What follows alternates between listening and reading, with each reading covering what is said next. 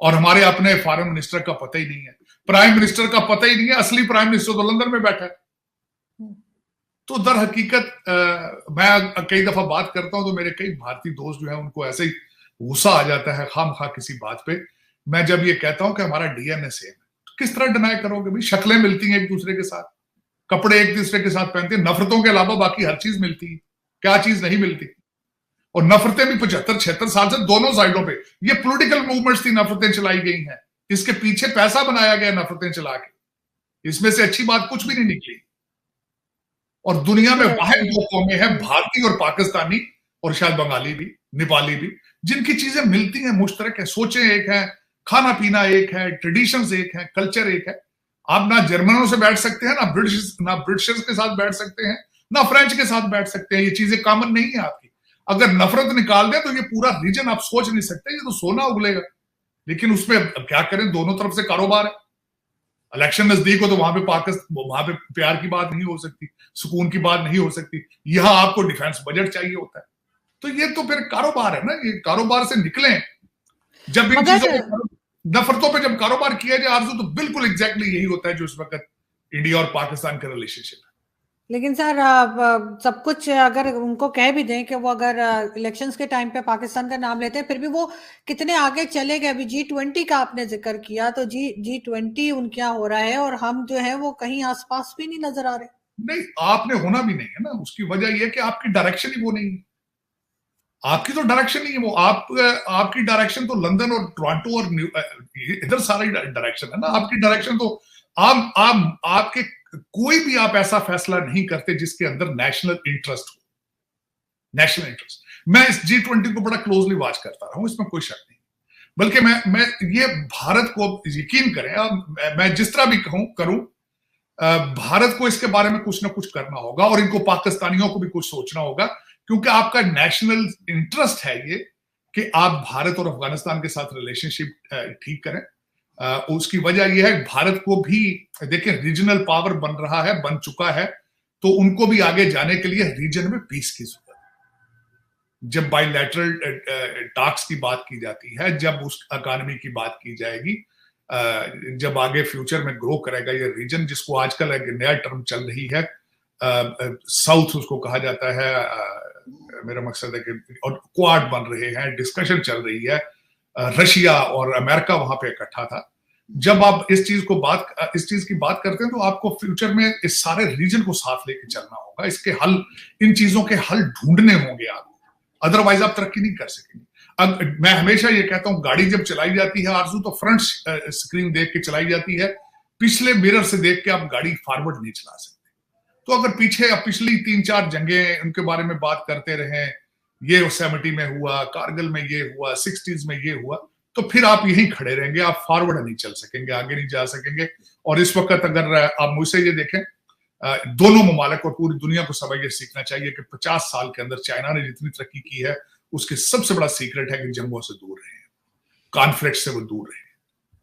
उनको जो कुछ भी उन्होंने बिल्कुल पहले अपनी इकोनॉमी ठीक की है, डैम बनाए हैं, इंफ्रास्ट्रक्चर बनाया है, उसके बाद अब वो तवज्जो दे रहे हैं कि शिप कैरियर बनाए जाए, ये किया जाए। अभी भी देखे ना, रोड इनिशिएटिव तो उन्होंने अभी भी उसकी बेस तो कारोबार है, उसकी बेस।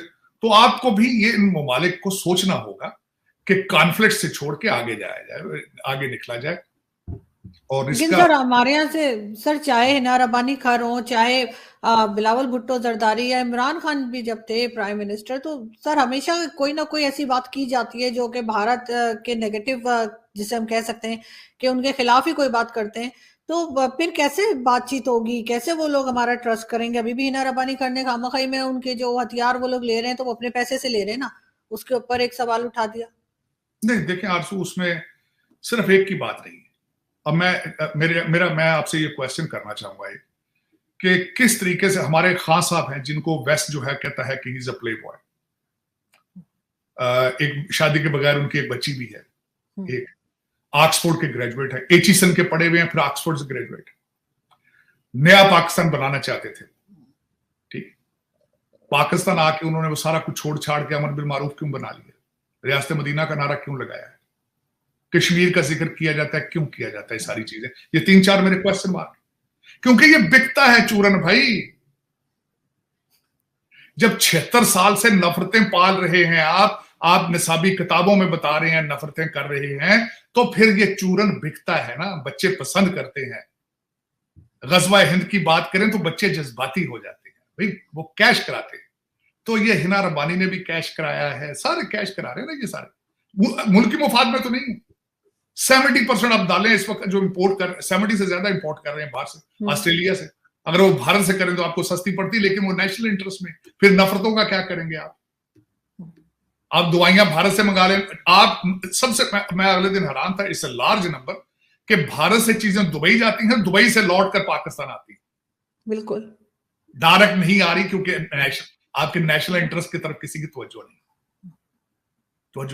तो दर हकीकत जब इसी तरह के फैसले किए जाते, that is why you call developing country. बता दिया कि आपको इंडिया के प्राइम मिनिस्टर कैसे लगते हैं, लेकिन वैसे अगर हम ओवरऑल बात करें अपनी ये पाकिस्तानी सोच एक तरफ रख कर, तो इंडिया के प्राइम मिनिस्टर एक कैसे लीडर हैं? इसमें कोई भी शक नहीं कि वो for the consecutive second time वो अगर प्राइम मिनिस्टर आ रहे हैं तो उसमें कोई ऐसी पोटेंशियल है, उसमें कोई एनर्जी है, वो क्रिस्मेटिक पर्सनालिटी है और उसकी वजह से इंडिया में बड़ी तरक्की हुई है। और इंडिया की अगर हम वैसे भी बात करें तो पाकिस्तान से वो चूँकि आईटी के लिहाज से, कोई भी इकोनॉमिकली लिहाज से, तो वो बड़ा अच्छा है। और इसकी वजह से हम अगर सीओज देखें तो उसमें कोई भी बात नहीं है कि वो एक क्रिस्मेटिक पर्सनालिटी है और एक एमर्जिंग लीडर बन रहे हैं पूरी दुनिया में। और उसके पीछे ये है ना कि वो उसकी पार्टी है, उसकी जो आइडियोलॉजीज़ है, उसकी जो फॉरेन पॉलिसी है, तो वो हमें पाकिस्तान से काफ़ी बेहतर है, जिसकी वजह से तो उसकी पूरी दुनिया में वो पहचाने जाते हैं अपनी नज़रियात की वजह से। आपको पता है इटली की पीएम ने कहा है कि नरेंद्र मोदी यानी कि इंडिया के प्राइम मिनिस्टर पूरी दुनिया में सबसे ज़्यादा चाहे जाने वाले लीडर हैं। ये तो बड़ी अच्छी बात है।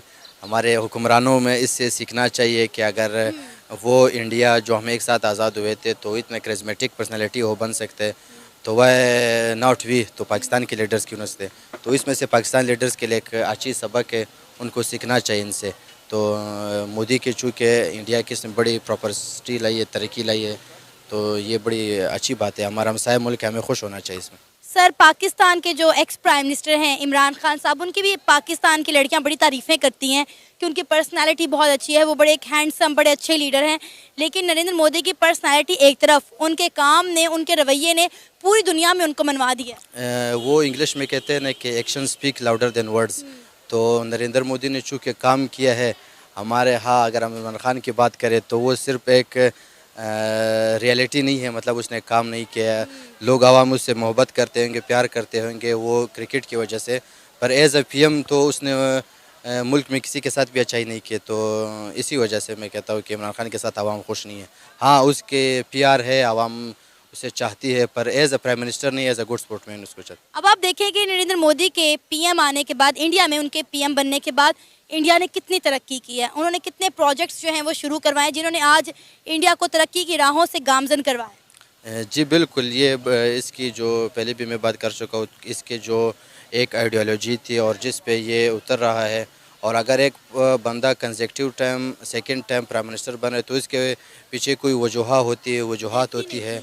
उसने बड़े अच्छे काम किए, इस वजह से 2 टेन्योर सर उनके कंप्लीट हो चुके हैं और कहा जा रहा है कि तीसरा टेन्योर भी उनका ही है। एग्जैक्टली, अगर वो इसी तरह काम करता रहा और आवाम उससे खुश थी तो फॉर थर्ड टाइम भी वो आ सकते। बड़े खुदा का खौफ कर लो और तुम्हें खुदा रसूल का वास्ता है, यार जरा सोचो भाई, ये हमारा करोड़ों आवाम का मुल्क है। किसी एक इमरान खान का, किसी एक नवाज शरीफ का, किसी एक शहबाज शरीफ का, किसी हमजा का, किसी मरियम का, और किसी का नहीं है। ये खाने के लिए रोटी नहीं मिल रही है, घी में मिलावट, मिर्चों में मिलावट, हल्दी में मिलावट।